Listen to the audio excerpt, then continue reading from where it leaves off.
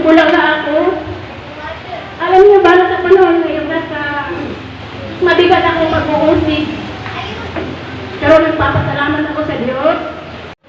Amen. Purihin po ang Diyos ng buhay. Palapakan nga po muna natin ang Diyos. Awan po ang mag-uusig. Nice po lang po. Welcome back si Sister Tata. Welcome back po.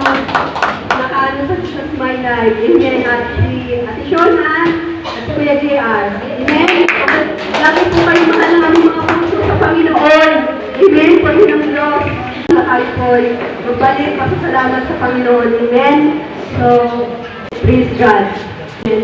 Purihin ang Diyos. So, balik po palampakan muna natin ang Diyos sa buhay. Sa buhay. Amen. Samahin po ako sa pagbabasa sa Unang Kronika, chapter 16, verse 23-24. Sabi po dito, umawit ka kayawi buong sanlibutan. Ipahayag araw-araw, bigay niyang kaligtasan. Amen. Ipahayag sa mga bansa kanyang kaluwalhatian, sabihin sa mga tao, gawa niyang makapangyarihan.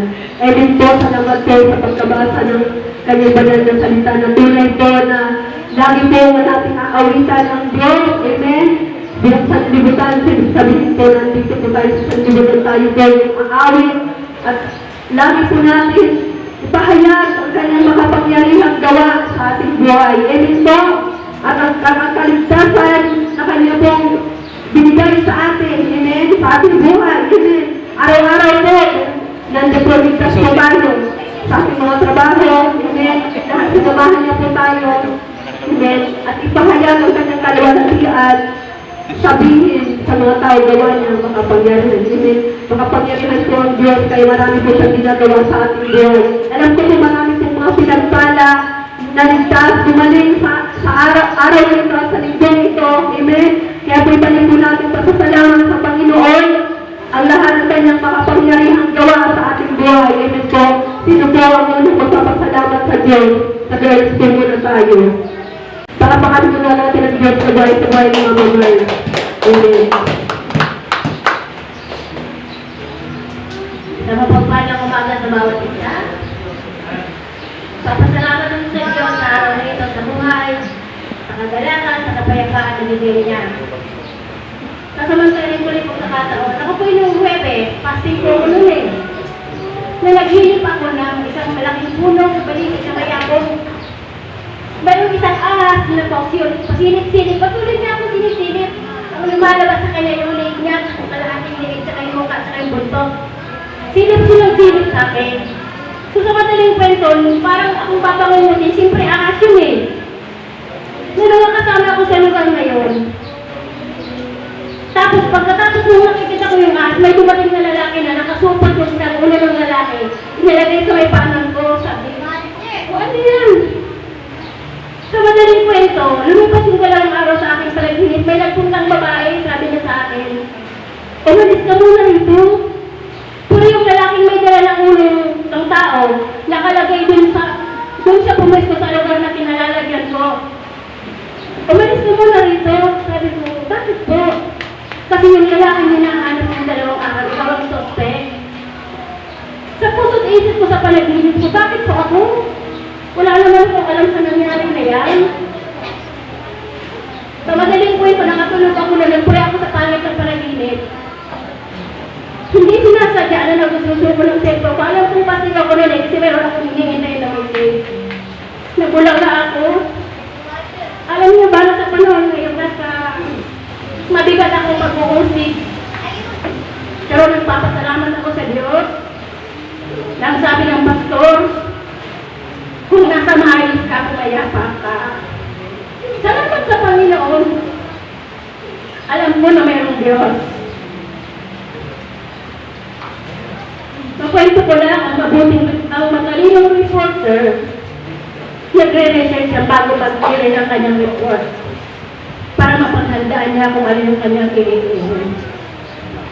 Nagkataon lang hindi matalino yung reporter, kaya nag-eri siya na hindi sa sigurado. Sa kasalukuyan ngayon, nasa mabigat akong pagsubok, pero ano ko na mayroong Diyos. Noon pa may hanggang ngayon, dati nagtatanggol ang Panginoon sa buhay ko. Kaya hindi Alam ko kung sino may kailan, hindi po siya yung pasimuno niya usapin. Alam ko may Diyos, maraming salamat sa Panginoon. Alam ko na maaayon siya sa madaling panahon sa Diyos ko ang kapurihan.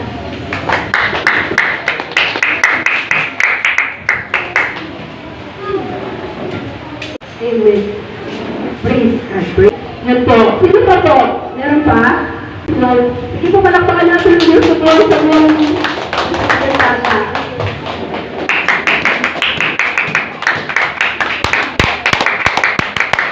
Amen po. Amen po, Panginoon. Ako po nagagalak sa umagang ito dahil ako muling pinalit sa lugar na ito. Amen!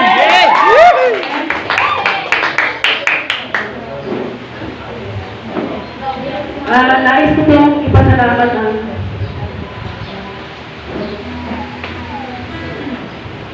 ayaw ko nang umiyak sana eh. Kaya ako naka-shade eh, kaya kung makita ko kayo. Amen. Pero napakabuti po ng Diyos sa buhay ko. Amen! Amen. Dahil sa pasalamat ko lang nangyari sa buhay ko, last 3 months, or magpupor na yata eh, nakauwi ako ng Mindanao. Hindi po papayo ng Diyos na hindi po ako makakadalo ng gawain. Amen. Sa puso, sa isip ko, ako'y wow. Ako'y galak na galak. Ako'y parang nalinis ko si Lord sa buhay ko. Amen. Pero talagang itong pride eh, sinungaling, no? Walang magawa si pride talaga sa buhay, kundi itapon natin sa impyerno kasi ginugulo tayo eh. Ayaw niya tayong pabalikin. Pero puro yun ang Panginoon eh, nalagpasan ko yun, pero ito nakapag-church na ako. Amen! At saka ipapasalamat ko rin yung nangyari sa kapatid ko. Tunay nga po ang Diyos ay kaligtasan. Amen! Dahil kung siguro alam nyo, kung nakarating na sa inyo, yung nangyari sa kapatid kong junior namin, himala talaga ng Diyos yung nangyari sa buhay niya. Dahil tuwing halos araw-araw na kami kasama eh, wala nung nandun ako sa Mindanao. Lagi akong sakay-sakay sa motor niya, pero puro ng Panginoon, hindi naman kami dalawa, nandun yung pag-ingat ng Diyos sa amin. Pero ito talagang si Friday, sinungaling talaga eh. No? Ang demonyo, hindi talaga papayag na hindi tayo niya mawasak. Imbis na matagal na sa Lord John, pastor na nga siya, tumatayo na siya nung matagal sa Panginoon. Ngunit ginabala siya ng diablo. Dahil sa sama ng loob, tapos nanakit, galit, na dahil sa mga pangyayari. Tapos, matagal na siyang naglilingkod sa Lord, ginamit ang Panginoon. Sa isang iglap lang, kinuha yung pananapit niya sa Lord, yung uhaw niya, kinuha yun. Pinalitan ng parang ipinilig siya sa bishop kasalanan. Purihin ang Panginoon, sabi ko nga sa kanya, alisin mo yan Lord, ang galit na po na nakit pride dahil walang mangyari sa buhay natin yan. Amen. Ako patuloy nagpapalakas sa kanya na siya yung pastor. Amen? Nung nagtangka na siyang umalis, kasi nabuhay na siya sa kampo na ginanakit, galit.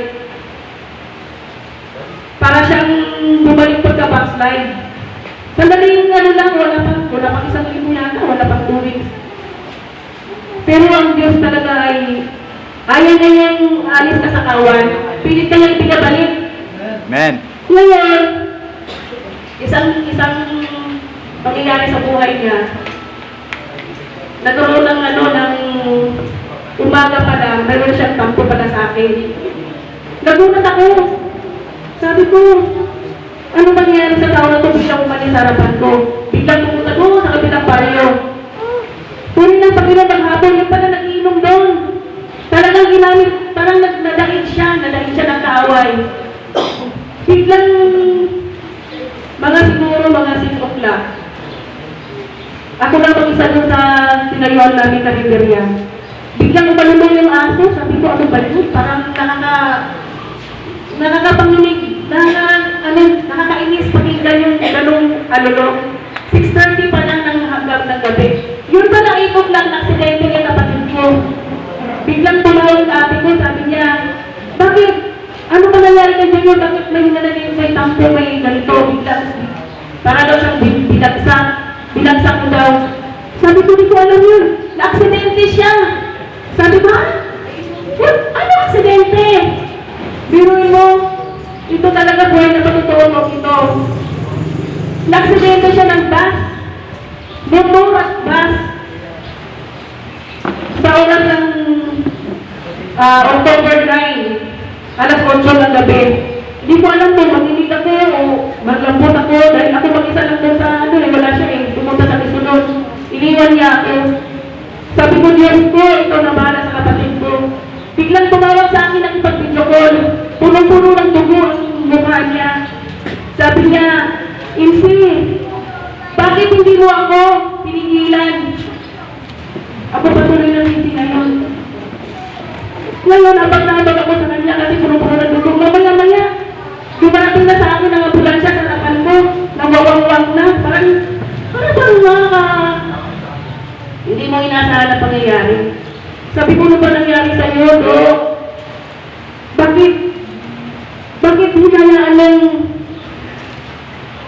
nagpalain ka sa mga tukso kasalanan? Sabi niya, hindi mo ko pinigilin Sabi ko, nasa tamang pag-iisip ka naman. Matagal ka sa Lord. Sabi niya, hindi ko alam minsan, basta wala na akong alam. Pumunta kami sa provincial. Kung akala ko ang kapatid niya mawala na. Pero napakabuti ng Diyos ay talagang iningatan siya lang talaga siya ni Lord. Biruin mo yung bus na kabangga sa kanya, iyak yung salamin sa harapan. Samantalang kapatid ko, ang bus, ang motor ng kapatid ko, sa tabi ng nabasa ng isang side mirror lang niya, saka yung sa likod, medyo ubos nilang konti. Yun lang, wala na. Sabi ko, Diyos ko, napakabuti ng Diyos sa buhay mo doon. Mahal na mahal ka talaga ni Lord. Sabi ko, kung muna hayaan na ikaw ay mapagsunma, na magalit ka. Pinuin mo, nasa provincial hospital kami, inobservan siya 24 hours. Kasi may tama siya sa ulo dito, hanggang baba. Lagi namin siyang kinakausap kasi sabi, huwag ka patulungin. Pero pagay ng Panginoon talaga ang Diyos ay mabuti. Amen. Ang Diyos ay kaligtasan talaga ito. Lord, maraming salamat sa Panginoon niya, kapatid ko, na mapahama. At saka ito isang patutupan. Monday na-disgrasya siya. Wednesday may na-disgrasya ulit. Isang nanalo sa motor course noong September sa Ipasuko. Grand winner siya. Miyerkules. Si Junior ay aksidente. Lunes. Yung Miyerkules, yung nag-grand winner sa motor cross, napangkati dito sa kabilang sa kabilang baryo. Ang nagapagda niya lasing. Panatag siya dahil rider siya, okay lang sa kanya. Pero nung pinagda siya, nastak patay siya, sumuka lang siya ng gulo. Ayun, patay na siya. Yung bumangga sa kanya, puto ng kamay. Sabi ko sa kapatid ko, biruin mo, gano'n na himala talaga ang Diyos sa buhay mo doon. Kaya, wala ka nang gagawin, kundi magpasalamat sa Lord, maglingkod sa Lord, at saka isa pa, ipatuloy mo yung calling mo dahil pastor siya eh. So, maraming salamat dahil ang kaligtasan ay nandun lagi. Maraming salamat sa Lord dahil ang Diyos ay mabuti, mapagmahal, at siya ang Diyos ng kaligtasan. Amen. Maraming salamat po.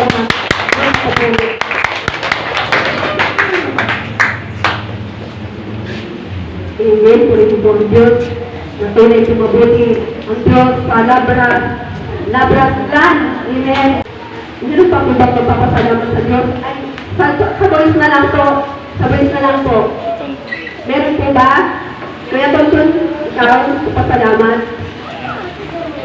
Talapakan natin ang Diyos sa buhay. Sa buhay ko na Tonton.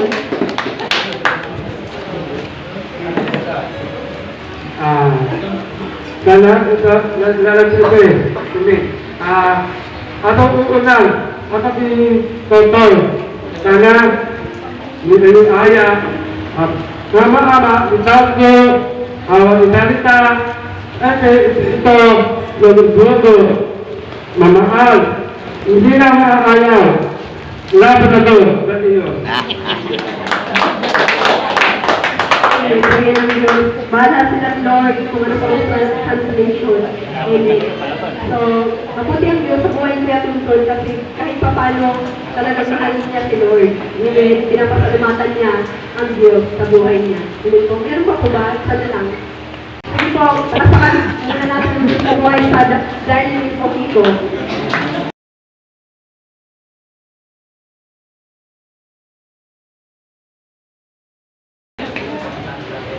Amen.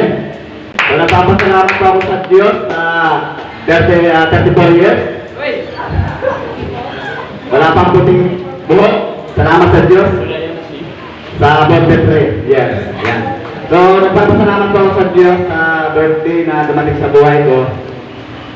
Na kung saan ay masaya po ako dahil dumating po ako sa edad na ganito na ginagamit po ng Diyos. Salamat sa Diyos dahil hindi ingatan niya ako sa pagmamaniho at saka siyempre binibigay ng Diyos yung aming pangangailangan araw-araw. Masaya ako dahil hindi po kami nagugutom sa 2 araw ng trabaho. Salamat sa Diyos.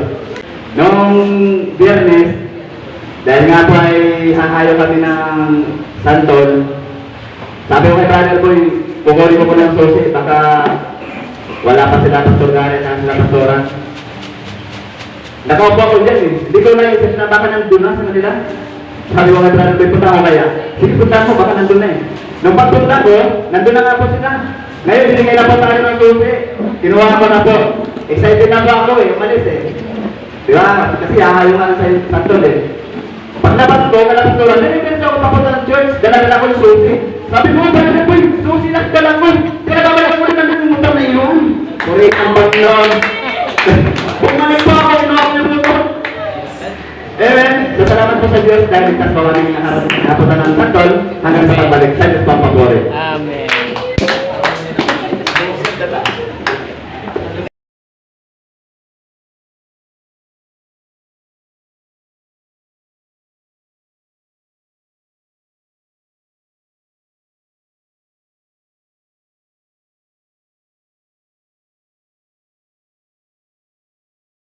ng Diyos mula sa pagputi ng buhok, Isaiah 46 verse 4.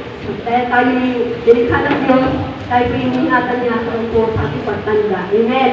At Philippians 4:6, lagi po hinihingi po namin sa Diyos lahat ng aming pangangailangan at lahat naman po ay kanyang pinag-provide. Amen. Salamat po sa Panginoon at yun lamang po, ibigay ko na po kayo sa sunod na tatayo sa buhay natin sabihin.